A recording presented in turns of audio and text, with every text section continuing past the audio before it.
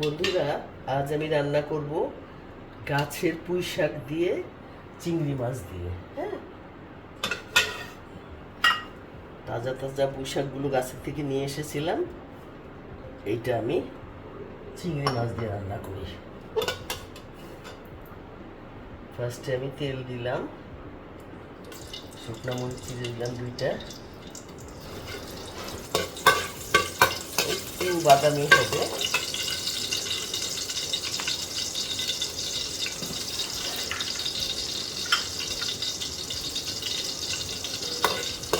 একটু লালচে একটা ভালো করলে আমি দিয়ে দিব রসুন কুচি। রসুনটা আমি একটু বেশি খাই, এই জন্য তোমরা তোমাদের পছন্দ মতো রসুন দিও। আমি সব কিছুতে একটু রসুন বেশি দিই, রসুনটা খাওয়া ভালো এই জন্য।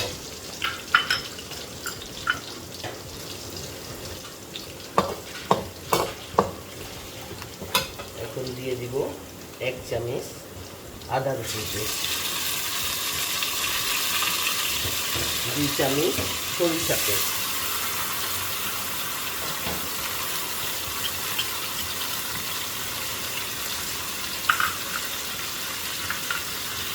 লবণ দিয়ে দিচ্ছি,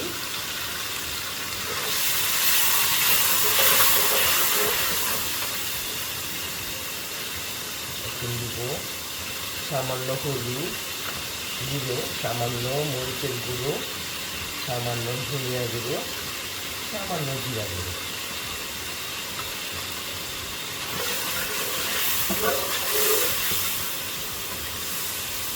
শাকে এত মশলা লাগে না, কিন্তু যেহেতু আমি চিংড়ি মাছটা দিচ্ছি সেহেতু একটু মশলা দিলাম। একটু পানি দিয়ে দিব এখন।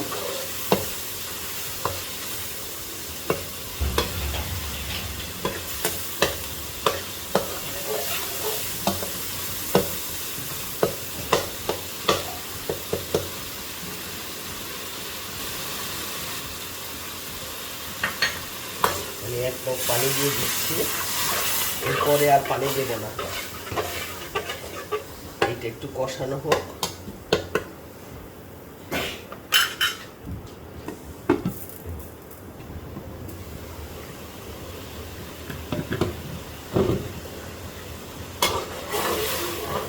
চিংড়িটা হয়ে গেছে, এখন আমি ফার্স্টে পেঁয়াজ দিব, তারপরে আমি পুঁই শাকগুলো দিয়ে দেবো। কেটে বেছে ধুয়ে রেখেছিলাম।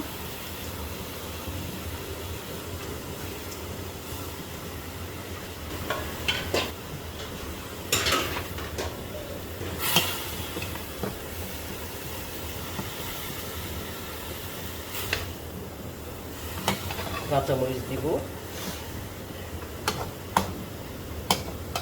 তারপরে একটু ঢেকে দেবো। আগে দেখে নিই লবণটা ঠিক আছে কিনা। লবণটা ঠিক আছে। আমি কত পেঁয়াজ রেখেছি, পেঁয়াজটা দিয়ে দিচ্ছি।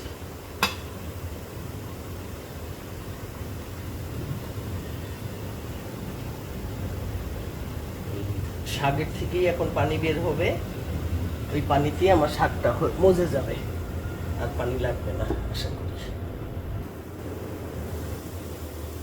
হয়ে গেছে আমার পুঁই শাক দিয়ে চিংড়ি। এইটা আমার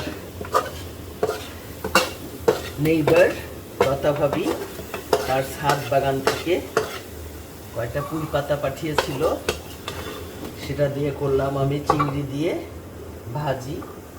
তারপরে পাঠিয়েছিল কয়টা বেগুন, ট্যাংরা মাছ দিয়ে চচ্চড়ি করলাম বেগুন দিয়ে। আর পাঠিয়েছিল কয়টা সজনার ডাঁটা। আমার গাছের জিনিস, চোখের সামনে যেসব গাছ, সেই জিনিসগুলো আমার রান্না করতে অনেক আনন্দ হয় বাজারে কেনা জিনিসের চেয়ে। সজনার ডাঁটা দিয়ে আলু দিয়ে করেছি চচ্চড়ি। এই 3টা জিনিস লতা ভাবি তোমার গাছের জিনিস দিয়ে করলাম।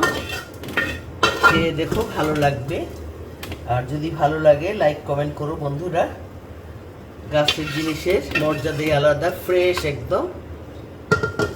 খুবই ভালো লাগবে, একদম মিষ্টি একটা স্মেল বের হয়েছে।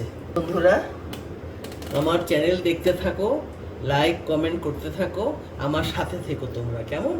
আসসালামু আলাইকুম, আল্লাহ হাফিজ।